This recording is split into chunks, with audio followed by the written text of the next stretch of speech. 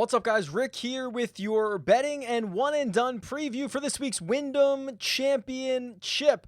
The way we're going to go through this is the way we always do it, which is we'll go and look at some outright bets for this week, both from what the model is saying and both from my gut, a little anecdotal bets. Then we'll look at some head-to-head matchups that could potentially be profitable, and then we'll wrap with the one and done preview because some of your pools might be coming down to the wire here, and we want to make sure you have the best possible plays in crunch time. So without further ado, let's jump into it.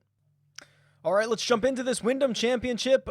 If you're watching on the YouTube channel, you are looking at the Wyndham Championship Tournament Predictor. Essentially, it is a tool that I use to determine which golfers actually have the ability to get to the predicted winning score. It's basically that simple. We use the strokes gain data to try to figure out which golfers are actually able to achieve the ceiling that you need to win a golf tournament because, quite frankly, not a lot of guys do. It's very, very difficult. Or some guys have to have a, absolute 99.9 percentile finish to be able to compete for a PGA Tour victory. But anyway, so here's the tool. I'm using 13 strokes gained as my predicted score, my projected score.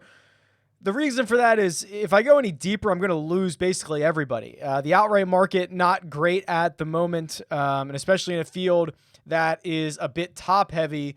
The outright odds are frankly not great.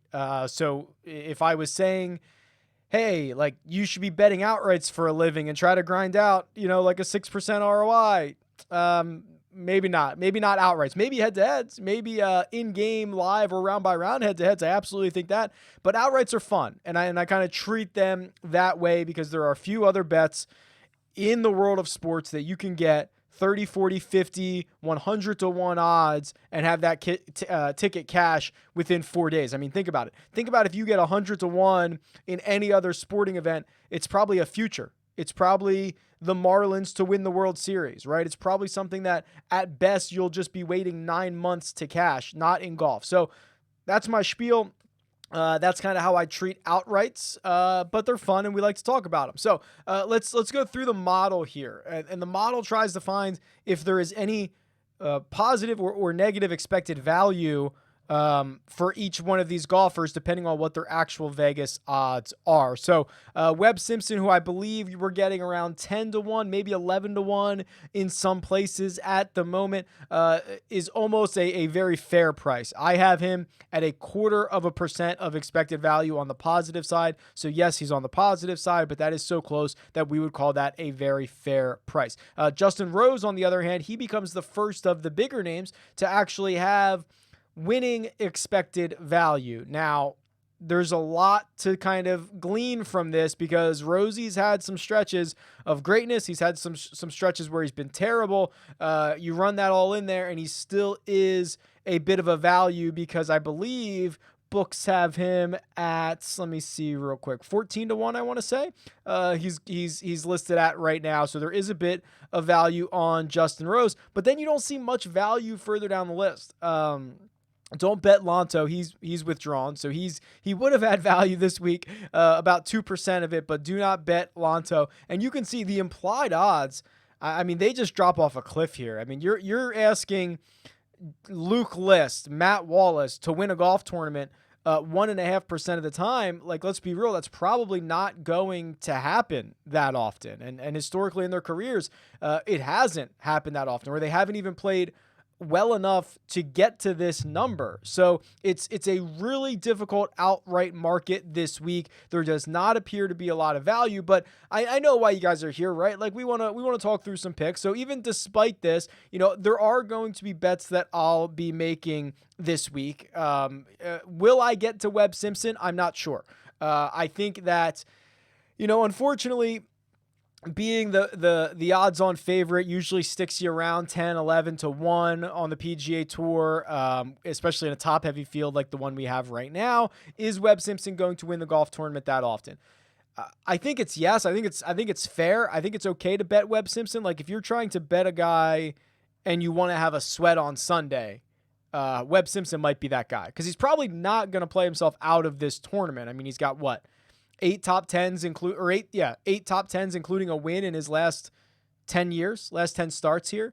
Probably not going to play himself out of the tournament on Thursday or Friday. So you're probably going to at least be live for a while, which is a big part of golf wagering outrights and making sure you're at least getting a sweat on Sunday when the coverage starts. That would be nice. So I think he's fine from that capacity. The guy that probably piques my interest the most, though, is Patrick Reed here. And he's 14-1 in most places. And he has what you need. Love him or hate him, the upside is unquestioned, right? He won a WGC event in Mexico earlier this year. He contends all over the place. Another top 15 finish at the PGA Championship last week. I mean, he's just always popping up. It doesn't matter how strong the field, doesn't matter how weak the field. Makes a lot of birdies. You're going to need to make a ton of birdies this week.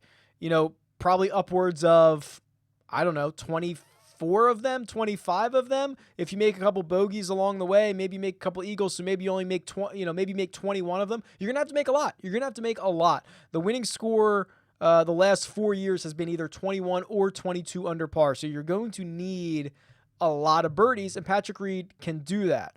I'm personally, even though the model shows Justin Rose as a value here, I'm not that interested. I'm a bit skeptical. This version of the model doesn't know how, quote unquote, how that golfer got there. So the fact that he got there last week with the top 10 by gaining 7 strokes putting, that helps the overall strokes gain number. Something that he's probably not going to be able to replicate week in and week out. Harris English. Can we talk about Harris English for a second? Because I don't know if Harris English can win this golf tournament. Probably not. Can he finish in a top 10? Can he finish in a top 5? I think it's possible. I was actually running the numbers from since the restart. So since June, whatever that was, 8th, Colonial. Harris English has the most strokes gained total of anyone in this field. Think about that. Webb Simpson's here. Brooks Koepka's here. Patrick Reed is here. Paul Casey, Tommy Fleetwood, Justin Rose.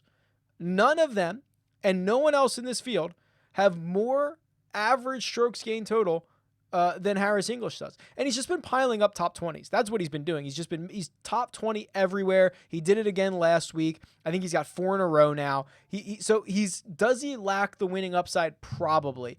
Is there an opportunity to use Harris English in a top 10 situation or to try to get Harris English in a lot of matchups?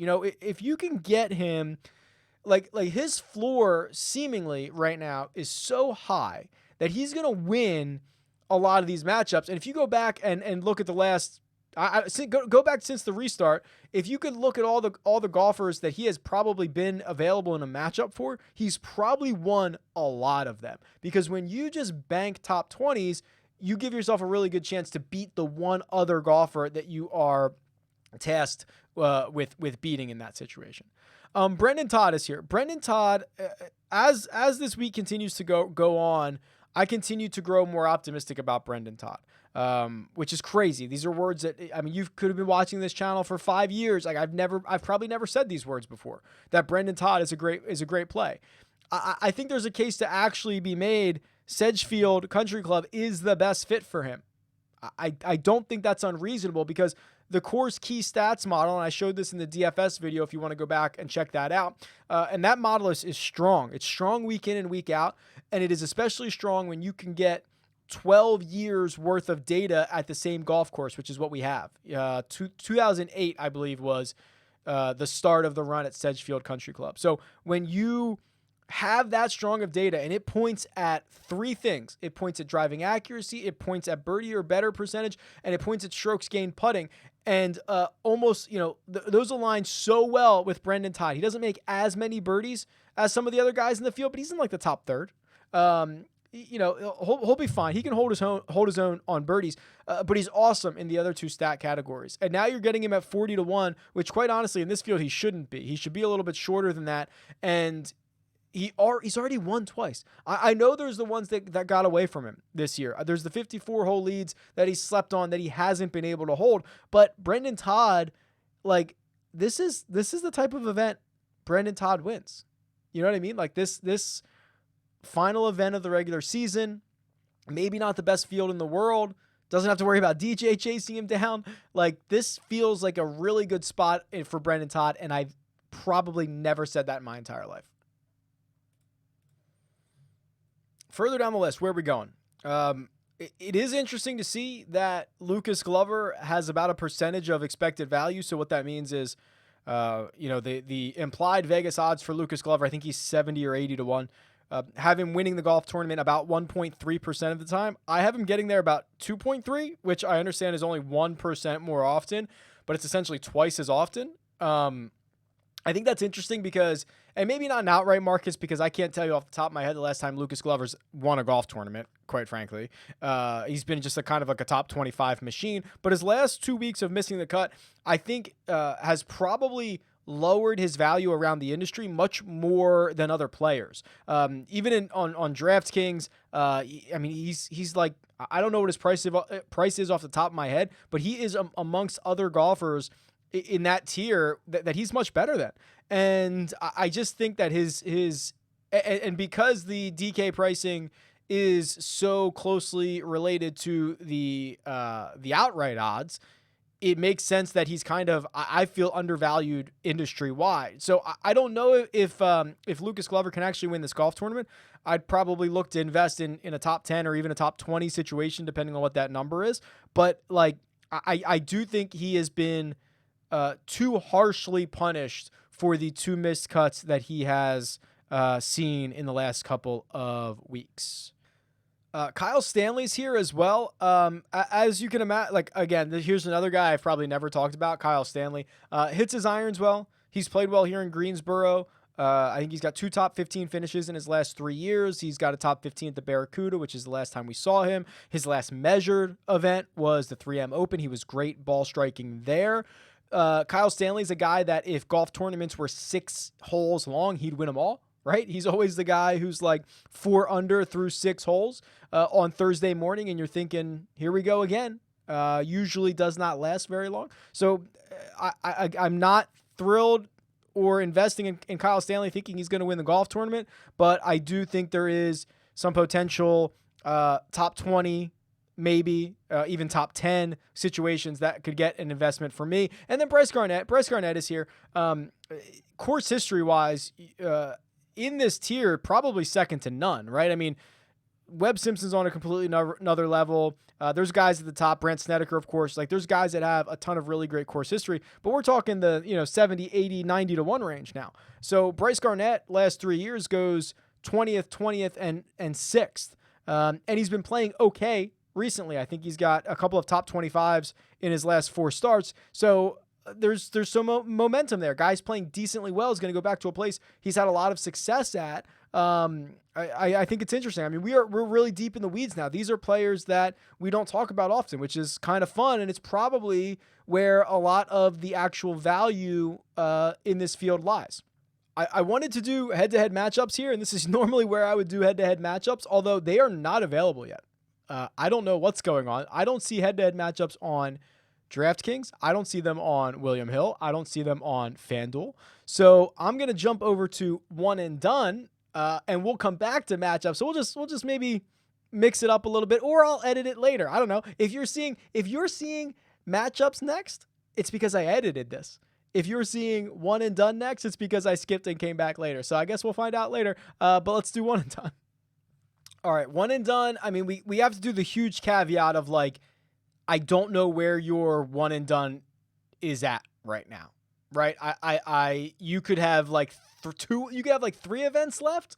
You could have like 13 events left, depending on how your commissioner, your whatever, your league handled the shutdown. You might be at the finish line, or you might have a lot left. I don't know. I'll try to cover a bunch of situations. I mean, the strategy will generally be the same.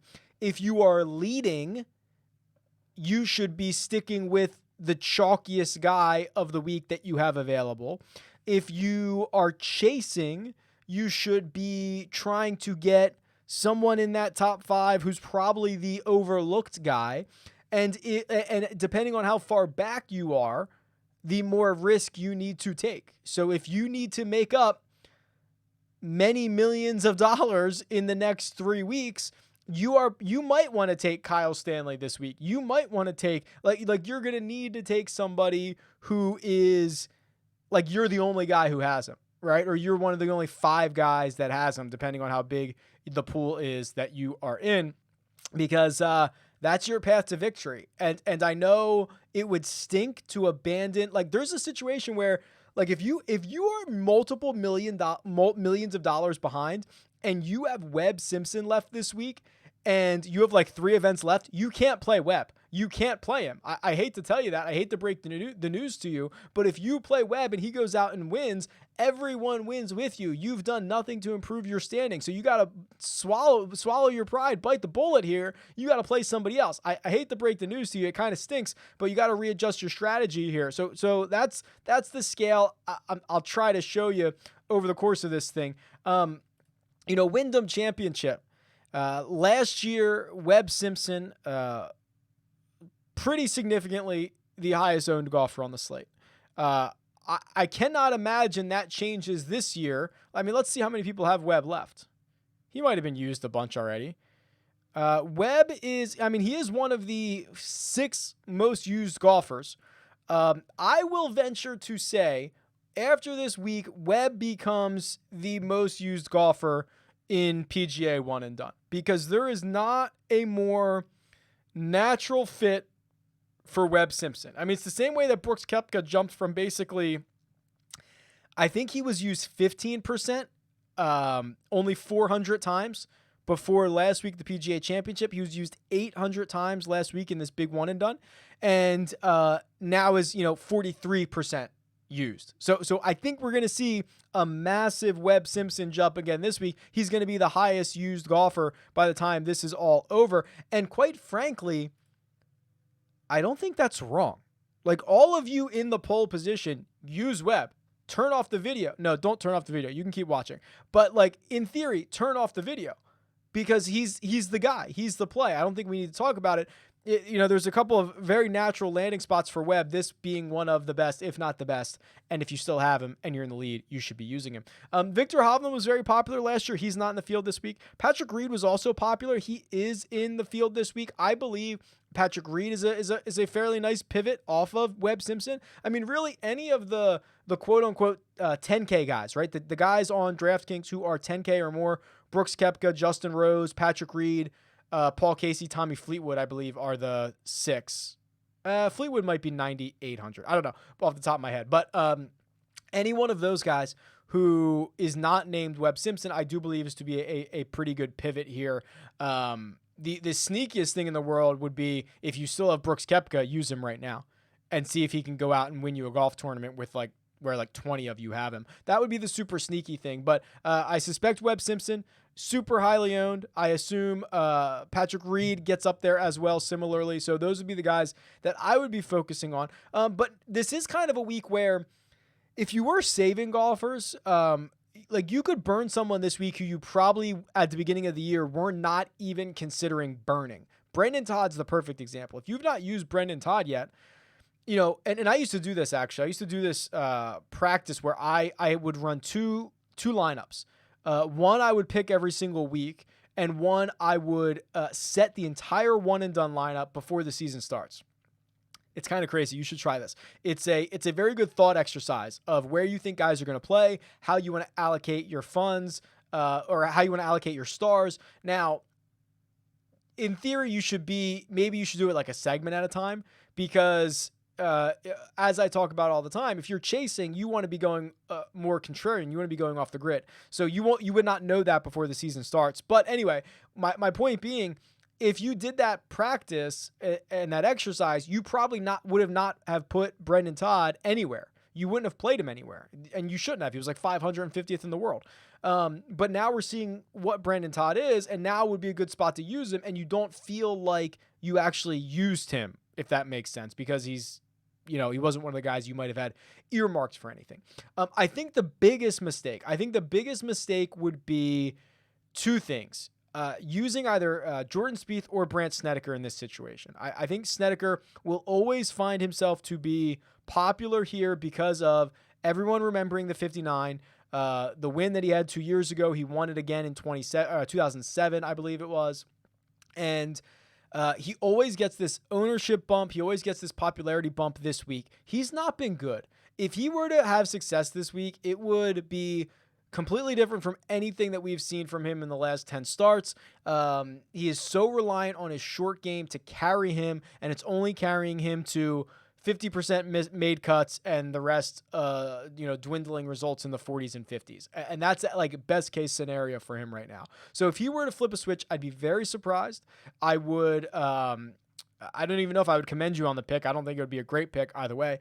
And then Jordan Spieth is interesting, right? So there's always this kind of appeal to grab like what people perceive to be a top 10 player in this field who has winning upside. And yes, Jordan Spieth, of course, however many wins he has in his career, a lot more than these guys in the field. Probably the most in the field, right?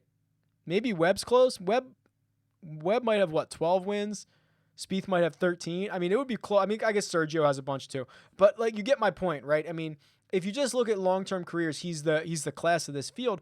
However, if Jordan Spieth gets right, so what you're asking is Jordan Spieth gets right this week. If he gets right, he's going to win any event.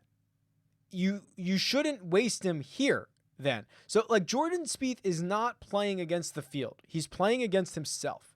He's working through a lot of really apparently difficult swing changes and things that he hasn't gotten right. I shouldn't even call it swing change. He's just working through things.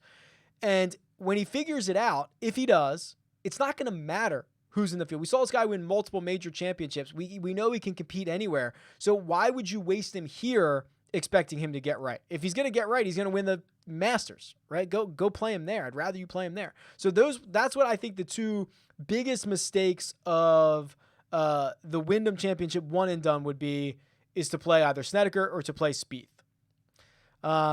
Yeah, so that's basically it. I mean, I guess it depends on where you're at. If you needed to go super, super against the grain, like a Dylan Fratelli, I think is interesting.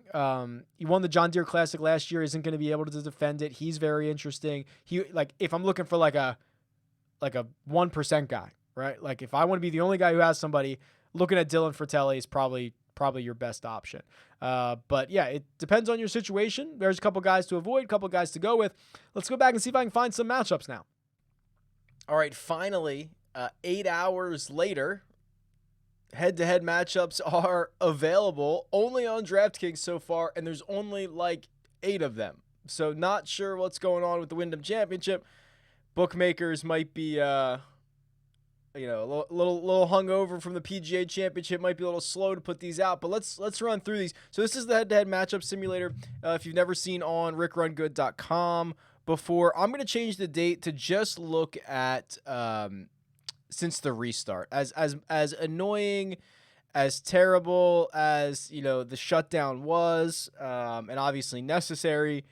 The good thing for the stats is we have a very natural starting point, a natural place where we can say, okay, who's been playing well since the restart, which I think is nice. So I'm just gonna go through. I mean, there's only a couple of these that I have access to. So let me plop them into the simulator here. So we're gonna do Webb Simpson versus Patrick Reed, and again, remember this tool is designed for 4-round head-to-head matchups. That's its purpose. Now, I've got the showdown cheat sheet, the live leaderboard, and then I've got another tool in development that is better for round by round matchups. But this is really, again, for those tournament long matchups, so keep that in mind. Webb Simpson on DraftKings is -125 over Patrick Reed at +100. I have Webb Simpson winning this matchup about 52.8% of the time, so this is probably a no-go, not one that I would touch here, too close to what the bookmakers have as well. Harris English versus Billy Horschel. This could be interesting because, as mentioned earlier, I don't know if that was today or in this video. I've slept since the last time I created this, or since I've done this video. Harris English has been awesome in the restart, and Billy Horschel has been too. But I still have Harris English winning this matchup 62% of the time. So when you get into matchups and small sample sizes, that's a pretty significant number. His money line should be -163. On DraftKings, he's -125. Billy Horschel, +100. I think he should be +163. So this would be a bet on Harris English for me. And let's do one more. Let's do... I'm trying to find guys that play a lot of rounds. Charles Howell III versus Joaquin Niemann. Let's see this one. Those are two guys you don't think about in a matchup together. I have Charles Howell III. Oh, you can actually see, this is what I like about the visual of this. Charles Howell III started the restart awesome. He has kind of leveled out and actually gotten a bit worse. The opposite for Niemann, who started really slow, very tour averagey, and then jolts up over the last couple of weeks and playing a bit better.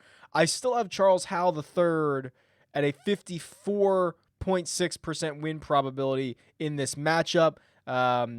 He's -110. So is Joaquin Niemann. This is probably a no bet. So the best one out of the ones that we just did, Harris English over Billy Horschel, is the best tournament matchup that I went through. You can, of course, go through, run it in the head-to-head matchup simulator, change the date ranges for any dates that you would like. If you want to go back to the start of the year or the start of their careers or whatever, all good there.